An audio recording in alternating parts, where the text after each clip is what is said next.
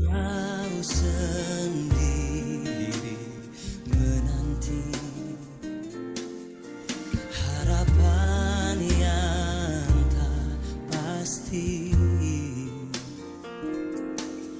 Janganlah kau bimbang menjalani, karena semua pernah aku lalui. Bulu yang patah terkulai takkan pernah dipatahkan. Sumbu yang pudar nyalanya takkan pernah dipadamkan. Sadarilah bahwa kau takkan Pagi Bu Duma. sendiri. Pagi Bu. Pagi. Salam Abina. Peduli Shalom Bapak Ibu semuanya. Shalom Abina. Bu Leli, Shalom pagi. semua. Salam Bu Leli. Maria, pagi. Salam Bu Maria. Selamat pagi Bu. Ya, sama-sama. Pagi Bu Bu Retno, Maria. selamat Selamat pagi. pagi. Shalom Selamat pagi, Abuna, Pagi. Shalom Bu Sinai, Bu Femi, Pagi Bu Retno. Kak Ragil, Shalom. Ini Shalom. Shalom. Ngomong-ngomong sebenarnya Pak Ragil ini sama Bu Retno nih satu kota loh. Bu Retno tuh di Semarang loh Pak. Oh iya, Ya, oh iya, Iya. di mana? Sampai di Semalang dia. saya daerah Kalibanteng Bu Retno. Bu Retno di daerah Oh. mana? Saya di Tembalang Pak. Oh, atas ya. Iya. Nah kalau Pak Ragil tuh dekat sama saya Bu. Kalau Pak Ragil kan Kalibanteng, saya Kalimalang Bu. Iya. Oh iya iya. Bekasi. Kalimalang, Bekasi. Ya, Bunda. Kalimalang, Bekasi. Iya. Kan? Kalimalang Bekasi. Kalimalang. Iya. Iya. Saya mau ucapkan selamat pagi nih buat yang sudah lebih dulu hadir. Ibu Sinai, Pak Ragil, Bu Femi dan Bu Rika, Bu Lingga, Bu Ain, Bu Acen, Bu Biho, Bu Dumasi Burian, Bu Maria Perangin-angin, Bu Leli juga, Bu Retno, juga Bu Yani, Bu Lani, Abuni Kartika, juga Bu Marta, Bu Sosialawati, Bu Eva Parada, baru saja bergabung nih Pak Musa Lembang. Iya.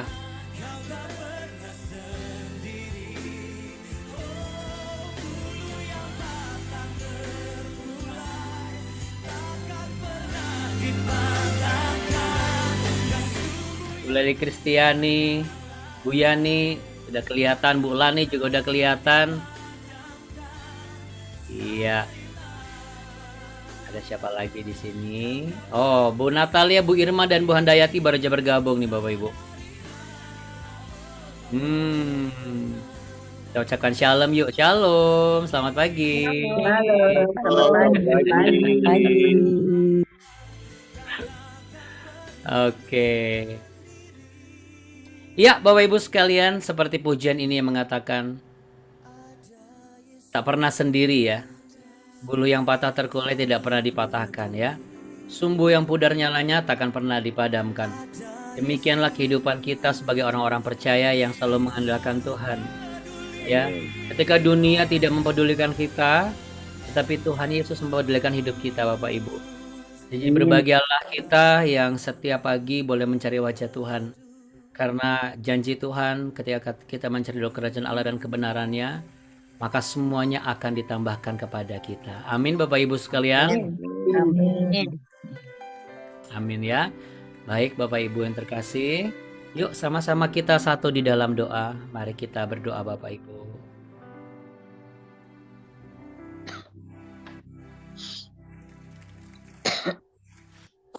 Mari kita berdoa Bapak Ibu. Tuhan Allah Bapa kami yang kami sembah di dalam nama Yesus Kristus, Allah di atas segala Allah, Raja di atas segala Raja. Pagi hari ini kami sepakat dalam satu penyembahan, yaitu menyembah Allah yang Maha Kudus, Maha Mulia dan Maha Kasih, yang telah berinkarnasi menjadi manusia, mati di kayu salib, menganugerahkan keselamatan buat kami yang percaya, karena begitu besar kasih-Mu atas kehidupan kami. Engkau rindu memulihkan hubungan-Mu dengan kami. Kami bersyukur memiliki Allah yang berinisiatif untuk do something first, melakukan sesuatu lebih dulu, agar kami bisa melihat keteladanan kehidupan manusia yang sebenarnya. Ketika manusia belajar dari manusia, sesungguhnya manusia tidak ada yang sempurna selain Engkau yang telah inkarnasi menjadi manusia. Engkaulah satu-satunya yang tanpa noda, tanpa celah, tanpa membawa benih dosa. Sebab dari Roh-Mu yang mulia dan kudus, Engkau menjadi daging dan Engkau memberikan keteladanan yang begitu sempurna. Engkau juga mengajarkan kami untuk berdoa. Bapa kami di dalam surga, dikuduskanlah nama-Mu, datanglah kerajaan-Mu, dan jadilah kehendak-Mu di bumi seperti di surga. Berikanlah kami pada hari ini makanan kami yang secukupnya, dan ampunilah kami akan kesalahan kami seperti kami juga mengampuni orang yang bersalah kepada kami. Dan janganlah membawa kami ke dalam pencobaan, tapi lepaskanlah kami daripada yang jahat. Karena Engkaulah yang mempunyai kerajaan dan kuasa dan kemuliaan, Engkau sampai selama-lamanya. Kami memuji menyembah Tuhan sebelum kami menerima tuntunan firman-Mu sebagai kebenaran yang akan memberikan kepada kami langkah kebenaran. Dalam nama Tuhan Yesus Kristus Allah yang hidup, kami berdoa dan mengucap syukur. Haleluya. Amin. Amin, Bapak Ibu. Puji Tuhan. Oke, Bapak Ibu sekalian, silahkan monggo. Silahkan di mute atau nanti saya akan bantu mute ya Bapak Ibu ya. Kalau nanti agak kesulitan, oke saya bantu mute ya. Untuk yang belum di mute. Baik Bapak Ibu yang terkasih. Iya, Bu Handayati dan Bu Marina sudah bergabung juga ya. Oke, kita hari ini akan menaikkan sebuah pujian. Kalau barangkali mungkin Bapak Ibu, oh ini saya baru dengar Abuna. Tidak apa-apa ya, sambil belajar dan kiranya pujian ini bisa melepaskan kita dari hal-hal yang menyesakan. Yang pasti selamat datang di BW. Before work, let's be worshippers, so our life will be wonderful. Oke, ini dia pujian yang akan kita bawakan Bapak Ibu.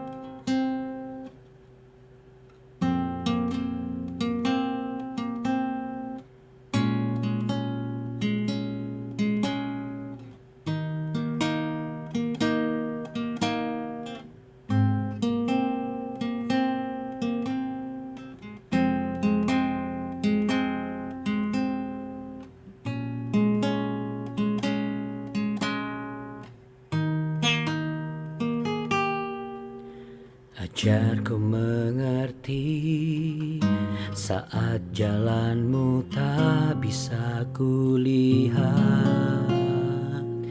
Kau tetap setia,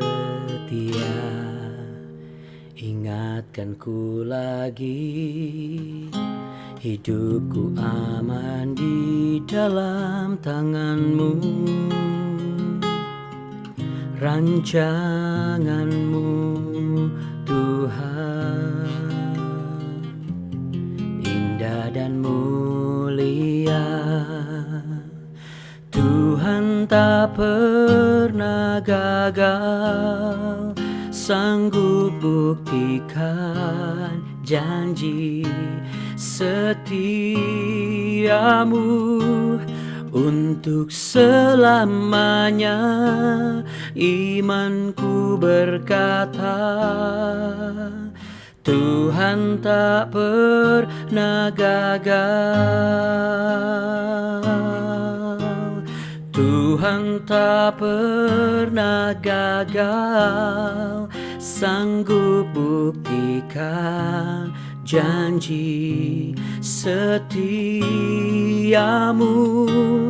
untuk selamanya. Imanku berkata, Tuhan tak pernah gagal.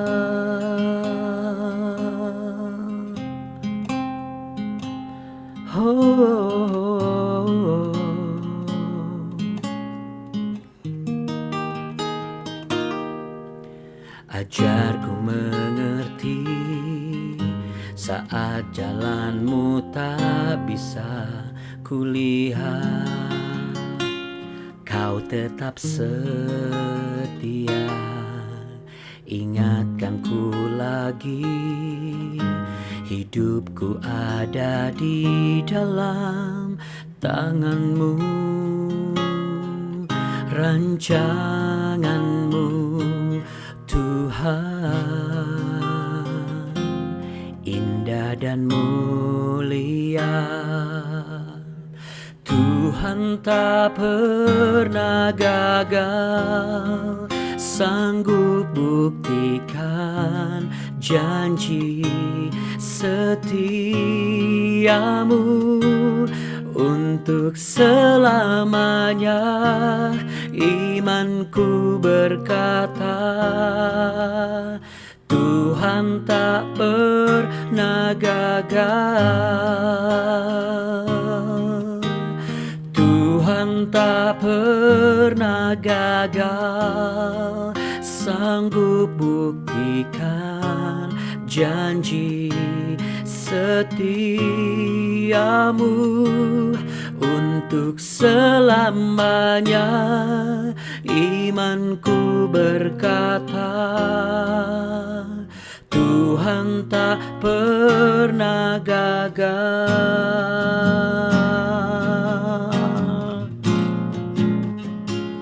Oh, ku percaya Tuhan, Kau tak pernah gagal dalam rencanamu.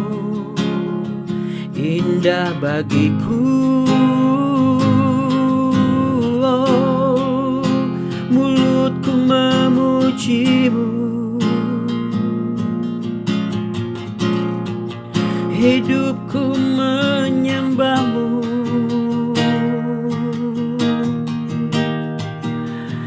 Haleluya, ku sembah Kau Tuhan.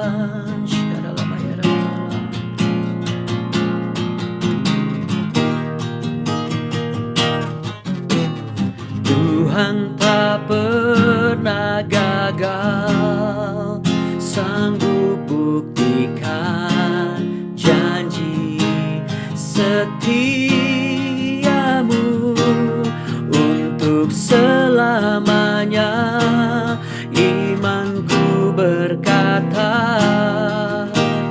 Tuhan tak pernah gagal. Tuhan tak pernah gagal, sanggup buktikan janji setiamu untuk selamanya. Imanku berkata, Tuhan tak pernah, Tuhan tak pernah, Tuhan tak pernah gagal, sanggup buktikan janji setiamu untuk selamanya. Imanku berkata, Tuhan tak pernah gagal.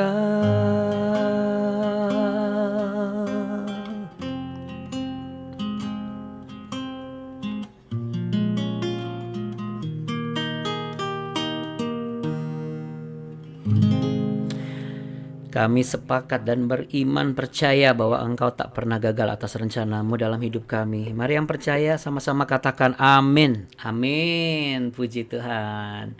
Yuk Bapak Ibu kita beri tepuk tangan ya di tempat kita masing-masing untuk Allah kita yang tak pernah gagal atas rencananya di dalam hidup kita. Yes. Yes. Kita perlu memperkatakan Bapak Ibu hal-hal seperti ini.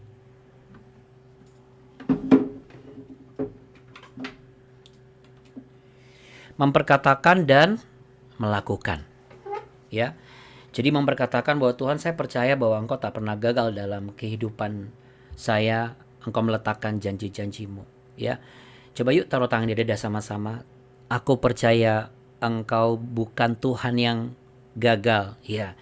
Kenapa? Karena dia membuktikan ketika ia mendowngrade menjadi daging, ya, lalu kemudian ia harus menanggung segala penderitaan di kayu salib dan mati buat saudara dan saya yang percaya.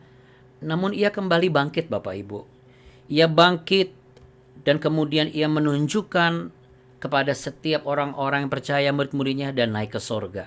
Ya, artinya ia memperkatakan bahwa aku akan datang kembali. Berarti ia akan datang kembali. Ia memperkatakan bahwa tidak ada yang bisa menanggung cawan ini selain daripada Bapa yang diletakkan kepadaku. Ia pun juga menanggung itu karena tidak ada manusia yang bisa menanggung cawan yang harus diterima. Ya, jadi dari sisi ini kita juga harus memperkatakan bahwa Tuhan, kalau bukan saya tidak ada yang bisa menanggung semua ini. Yuk sama-sama katakan sekali lagi. Aku percaya Tuhan tidak salah memilihku untuk menanggung semua ini. Ya, setiap kita kan punya kehidupan pergumulan masing-masing yang berbeda. Nah, kita akan melanjutkan apa yang sudah kita bahas kemarin dengan lanjutan berikutnya yang lebih membuat kita semakin mengalami elevate, ya, sesuatu yang akan membuat kita semakin naik dan semakin terbentuk segambar dan serupa dengan Kristus. Jadi kita masih ada di 2 Samuel pasal yang ke-22, namun kita akan baca dari ayat yang ke-21 Bapak Ibu. Ya. 2 Samuel pasal 22 ayat yang ke-21 sampai ayat yang ke-30 untuk hari ini. 2 Samuel pasal yang ke-22 ayat 21 sampai 30. Tuhan memperlakukan aku sesuai dengan kebenaranku. Ia membalas kepadaku sesuai dengan kesucian tanganku. Sebab aku tetap mengikuti jalan Tuhan dan tidak menjauhkan diri dari Allahku sebagai orang fasik. Sebab segala hukumnya aku perhatikan dan dari ketetapannya aku tidak menyimpang. Aku berlaku tidak bercela kepadanya dan menjaga diri terhadap kesalahan. Karena itu Tuhan membalas kepadaku sesuai dengan kebenaranku, sesuai dengan kesucianku di depan matanya.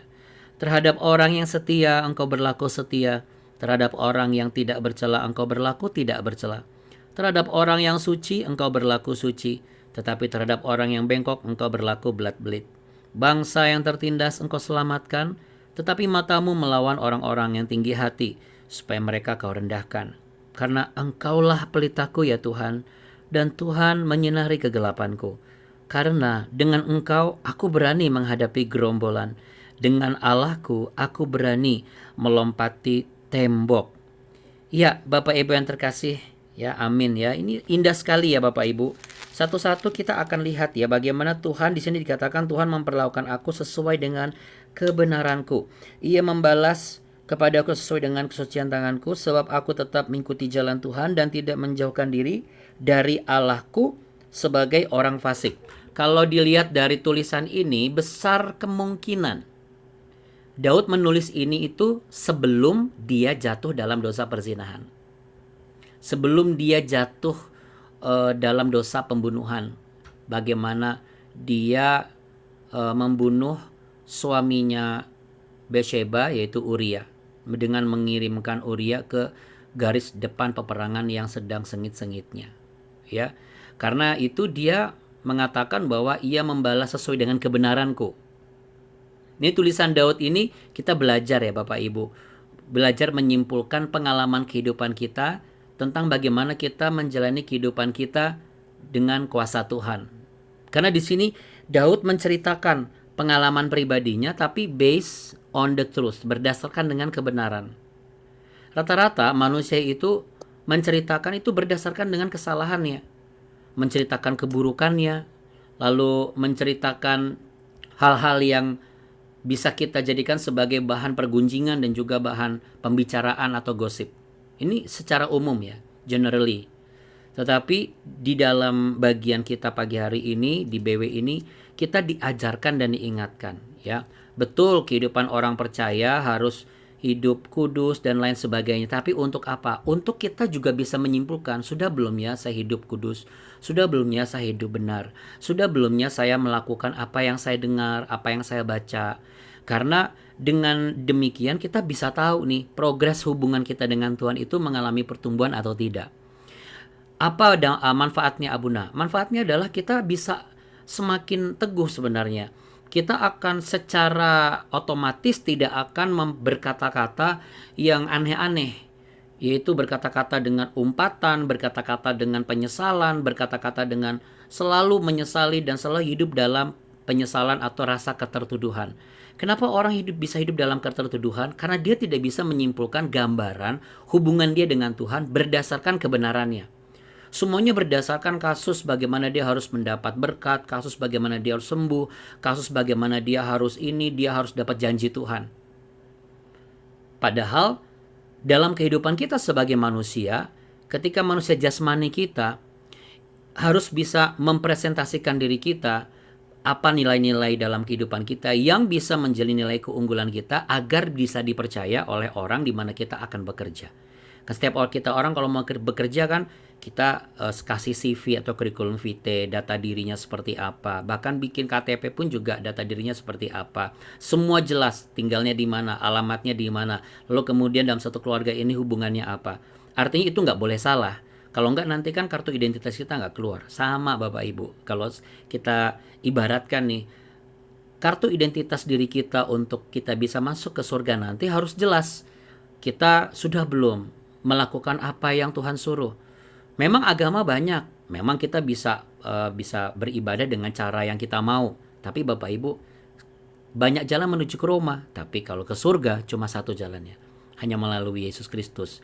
Dengan mengakui Yesus sebagai Allah yang hidup, Tuhan dan Juru Selamat, dan memberi diri untuk dibaptis, dan kemudian memberikan dan mempersembahkan kehidupan seturut kehendak Roh Kudus yang akan menuntun dia, sehingga yang lama sudah nggak ada lagi atau berlalu, yang baru ini yang akan dijalani dan sudah datang.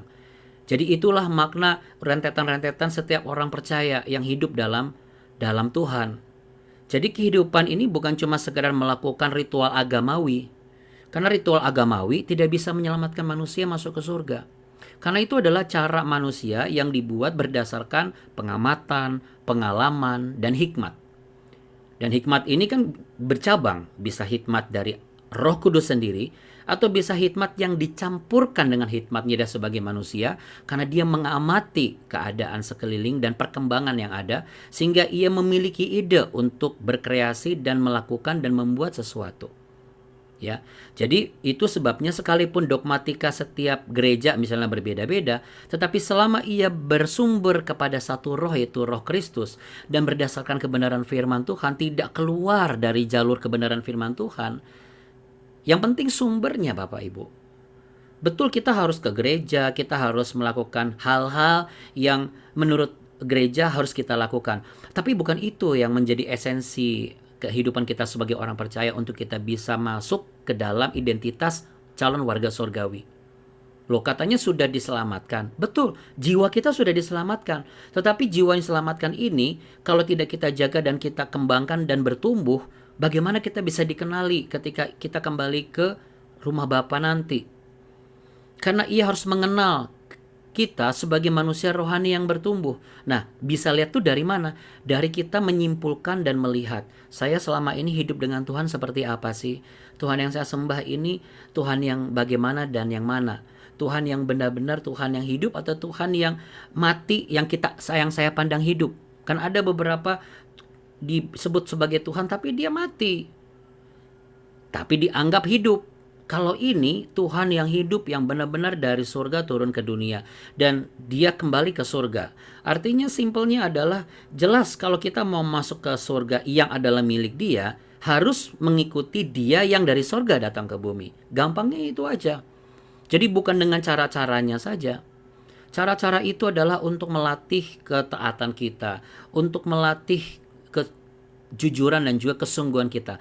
Apakah benar kita ini mau mengikuti jalan kebenaran di dalam Tuhan Yesus? Makanya kemarin ketika kita bahas 2 Samuel pasal 1 ayat 20, Allah belum inkarnasi jadi manusia, tetapi Daud sudah mengklaim bahwa engkaulah juru selamatku. Berarti apa? Ia memiliki sebuah iman yang begitu hidup, iman yang jauh lebih dulu ke depan. Sebelum ia mengalami, dia tidak mengalami inkarnasi Allah jadi manusia, akan tetapi imannya itu percaya bahwa inilah juru selamat saya. Nah, juru selamat bukan harus dicari yang kayaknya jauh sekali dengan usaha kita yang terbatas, tetapi harus diraih dengan kita melihat track recordnya tercatat di kitab suci apa saja yang dilakukan. Karena keteladanan Kristus di dalam dunia adalah keteladanan Allah mengambil rupa manusia, supaya setiap manusia menjadi rupa Allah pada nantinya. Itulah esensi kita hidup sebagai orang percaya atau orang Kristen. Ya, makanya di dalam BW ini yang penting adalah apa yang sudah engkau dengar ya Bapak Ibu. Lalu kita sama-sama, oh iya ya, kebenaran saya sama kesalahan saya ini lebih besar mana? Karena di sini dikatakan hukumnya kuperhatikan. Nah, sudah belum kita memperhatikan hukum Tuhan? Karena hukum Tuhan itu seperti dua sisi uang koin ya, yang tidak terpisahkan satu dengan yang lain. Tidak terpisahkan dengan apa Abuna? Dengan janjinya Tuhan. Dari mana kita tahu?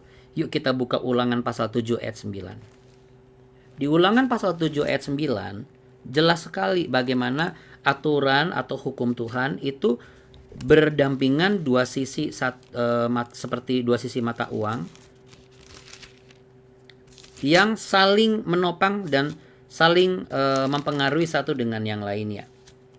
Ulangan 7 ayat yang ke-9 ya, saya akan bacakan. Sebab itu haruslah kau ketahui bahwa Tuhan Allahmu dialah Allah, Allah yang setia, yang memegang perjanjian dan kasih setianya terhadap orang yang kasih kepadanya dan berpegang pada perintahnya sampai kepada beribu-ribu keturunan. Lihat 2 poin kalimat tadi. Yang berpegang pada memegang perjanjian kasihnya terhadap orang yang kasih kepadanya dan berpegang pada perintahnya. Kebanyakan manusia itu lebih berpegang kepada janjinya. Karena tidak memiliki kasih kepadanya, tidak memiliki kasih kepada Tuhan, sehingga yang dipegang janjinya. Terus yang diminta janjinya Tuhan terus. Kenapa kok Tuhan belum ini, belum ini, belum ini, belum ini terus? Kenapa? Jangan-jangan kalau dia mau introspeksi dan dia mau jujur, dia baru menemukan, ternyata saya belum cukup kasih kepada Tuhan. Sedangkan firman Tuhan berkata apa?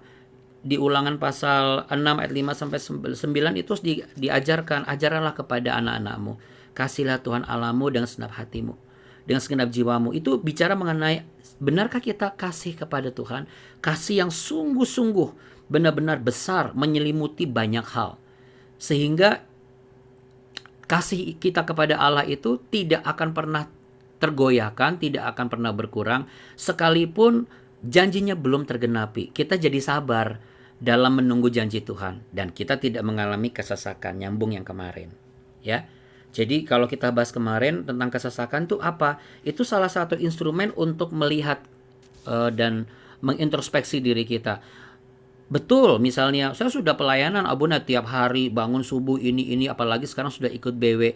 Kapan nih janji Tuhan digenapi? Nah, ini yang menurut kebenaran firman Tuhan kita tidak punya hak sebenarnya untuk sampai ke arah situ.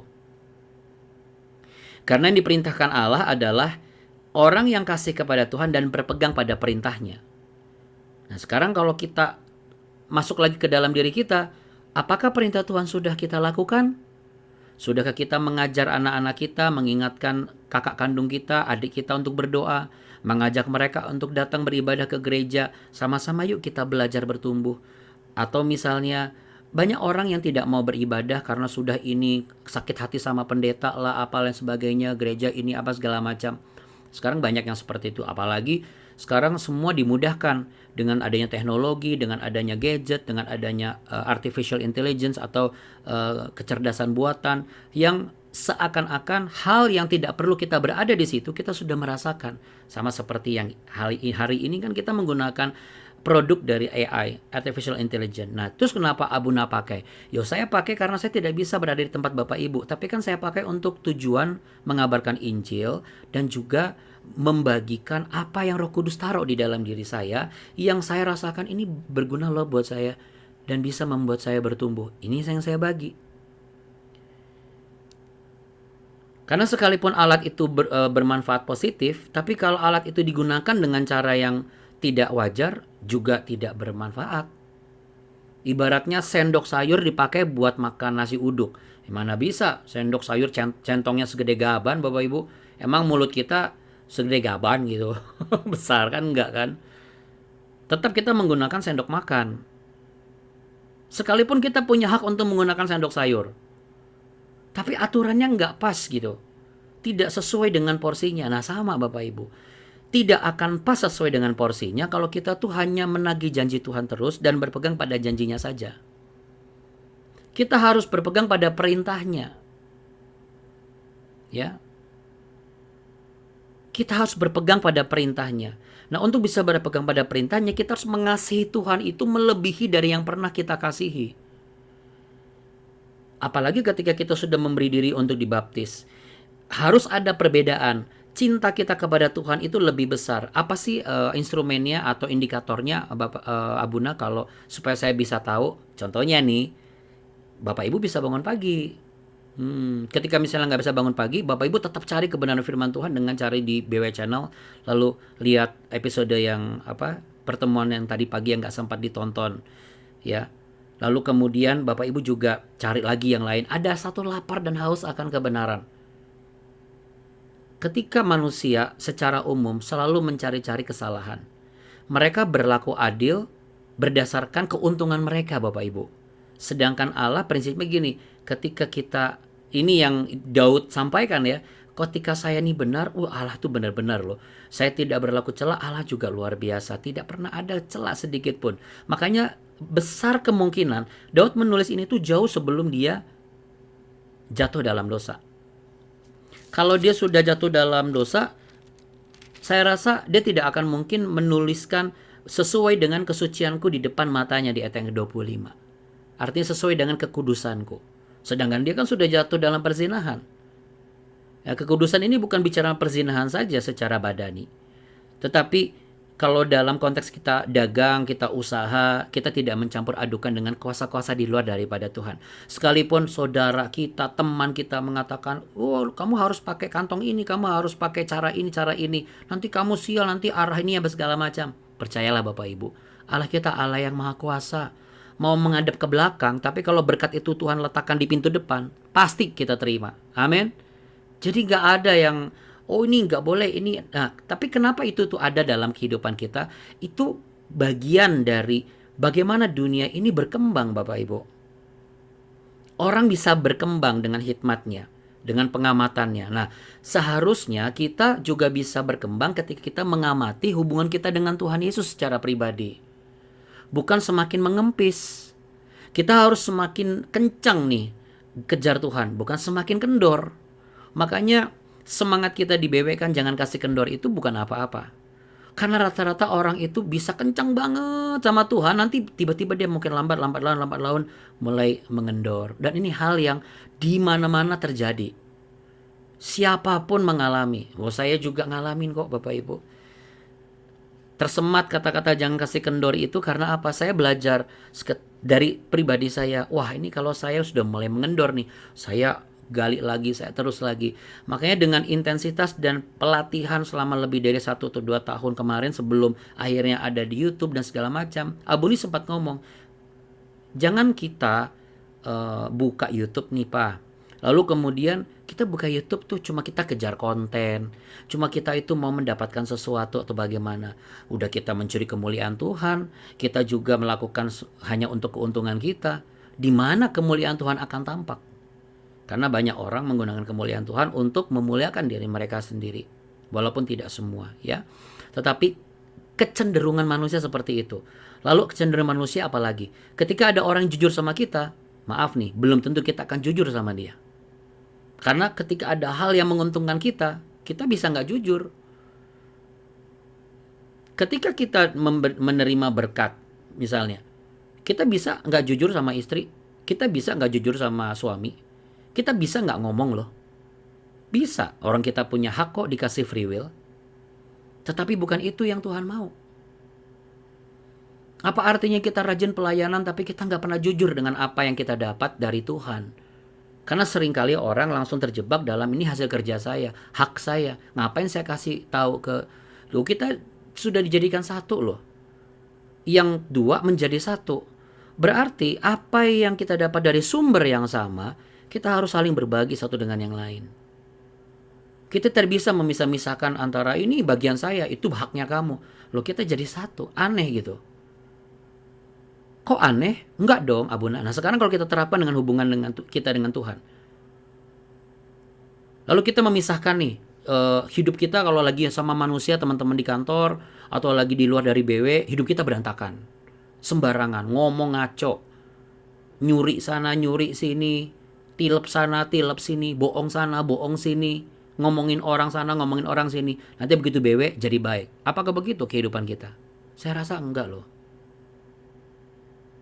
Apakah kita beda di luar rumah sama beda di dalam rumah? Saya rasa enggak. Karena itu akan membuat kita menjadi orang yang tidak akan dikenal Tuhan. Bagaimana jika nanti pada saat penghakiman terakhir Tuhan berkata dan bertanya, selama ini kamu itu datang sama saya, dekat sama saya karena kamu lagi butuh sama saya. Karena kamu tahu, kamu sudah ke orang pintar nggak bisa. Kamu coba yang ini nggak bisa.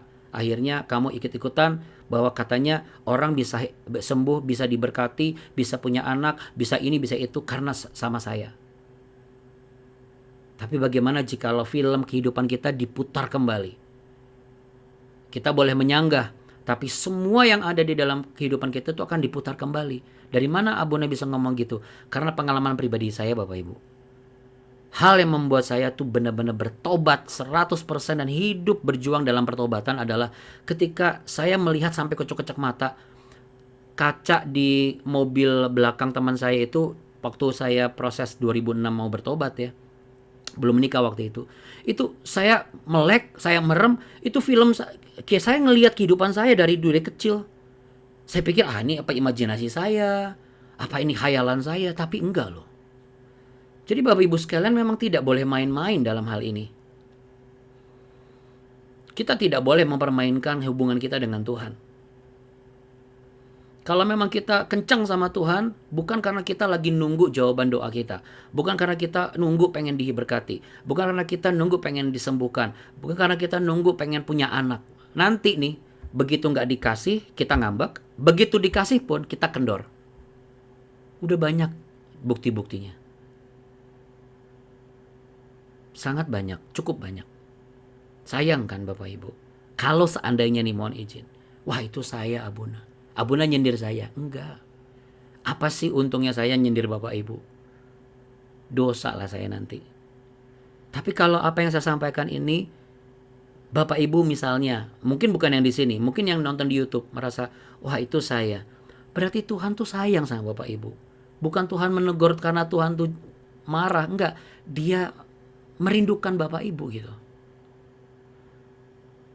Engkau bertemu saya pribadi misalnya adalah ketika engkau ketemu sama Abunda dan ikut BW. Lalu engkau sekarang sudah mulai gak pernah ikut BW.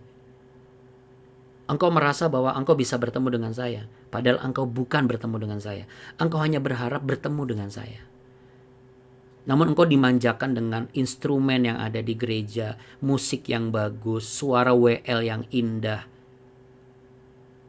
khotbah yang lucu, pekerjaan yang memang lancar.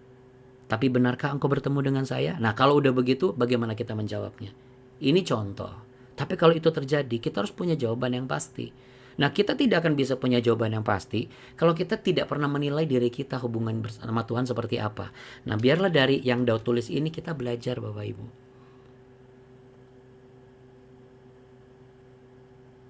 Makanya di salah satu Mazmur dikatakan ini, Firman-Mu pelita bagi kakiku, terang bagi jalanku. Di ayat yang ke-29 dikatakan di sana Daud mengambil sebuah kesimpulan.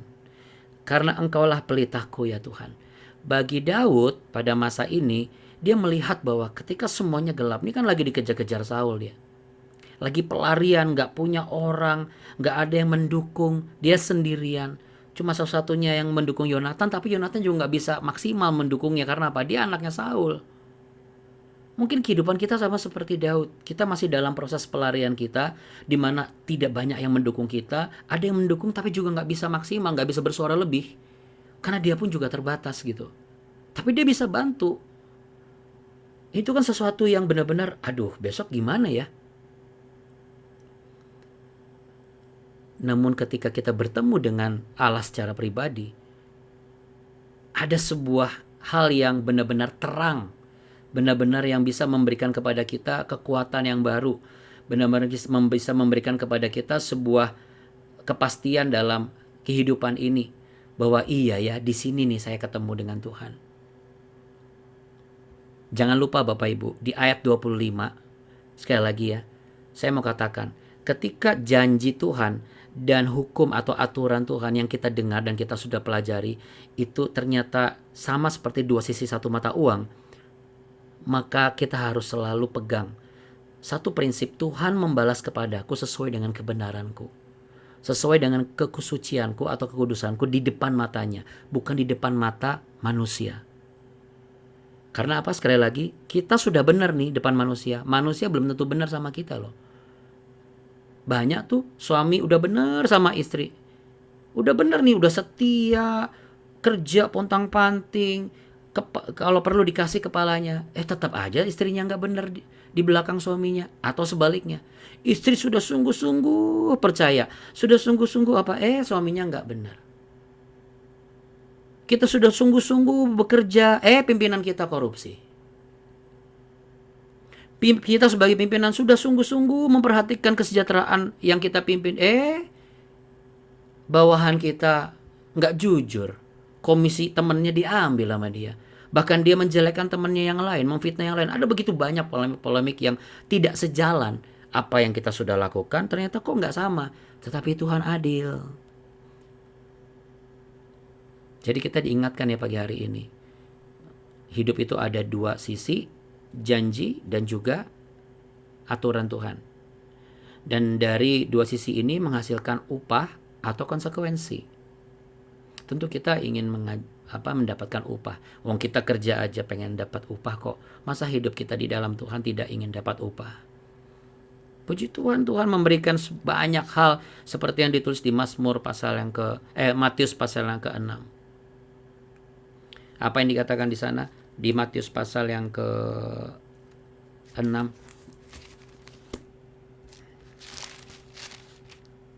Matius pasal yang ke-5 maksud saya, ayat yang ke-3 sampai ayat yang ke-12 ya. Itulah khotbah pertama Tuhan Yesus di atas bukit.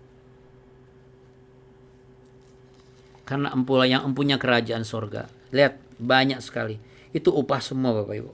Beroleh ini, beroleh ini, beroleh ini, beroleh ini. Ayo Bapak Ibu sekalian, jadikan Tuhan Yesus sebagai pelita dalam pekerjaan kita.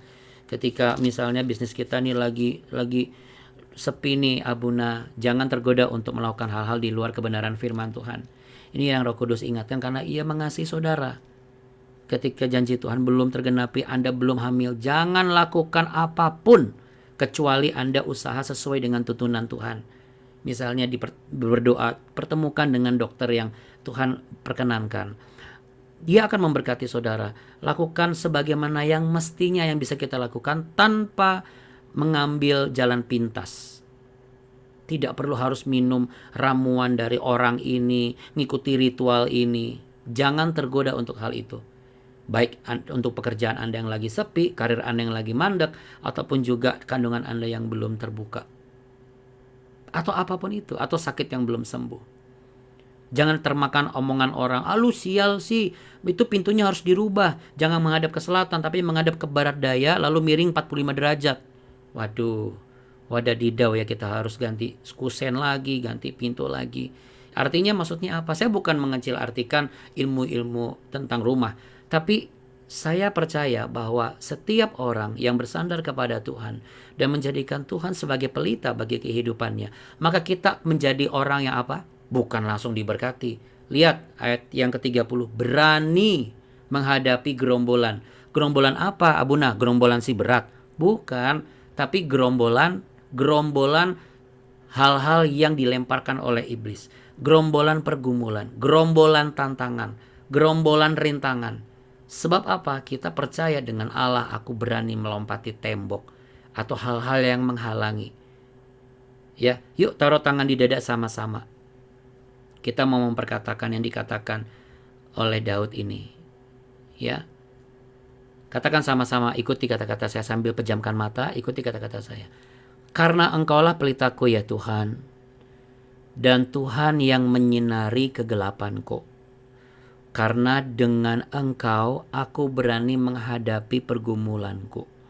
Dengan Allahku yang hidup, aku berani melompati setiap rintangan.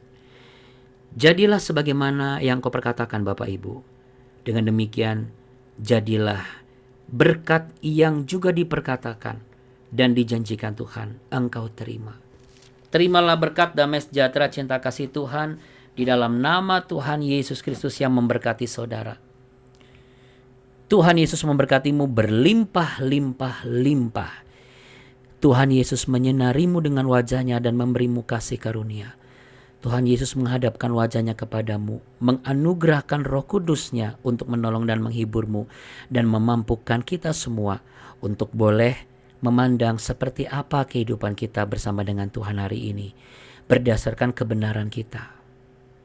Kiranya kita menemukan hal-hal yang bisa membuat kita mau dan berani untuk mengintrospeksi diri, memperbaharui, dan kita mengalami pembaharuan yang sejati. Dengan demikian berkat-berkat Tuhan selalu ada dimanapun dan kemanapun kita melangkah pergi. Dalam nama Bapa, Putra dan Roh Kudus. Di dalam nama Allah yang hidup, Yesus Kristus Tuhan. Haleluya. Mari yang bersepakat beriman, percaya sama-sama katakan amin. Amin. Amin ya Bapak Ibu ya. Amin.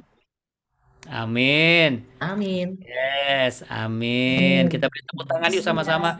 Buka mikrofonnya, buka kameranya, kita beri tepuk tangan. Haleluya. Ya, jadi ingat Bapak Ibu, sekali lagi sebelum saya sign out, bahwa hidup ini selalu dua sisi mata uang, ya. Jadi satu sisi apa? Hukum Tuhan atau firman Tuhan, ya. Satu sisi lain adalah janji Tuhan. Jadi yang dipegang mana? Janji atau hukumnya dulu?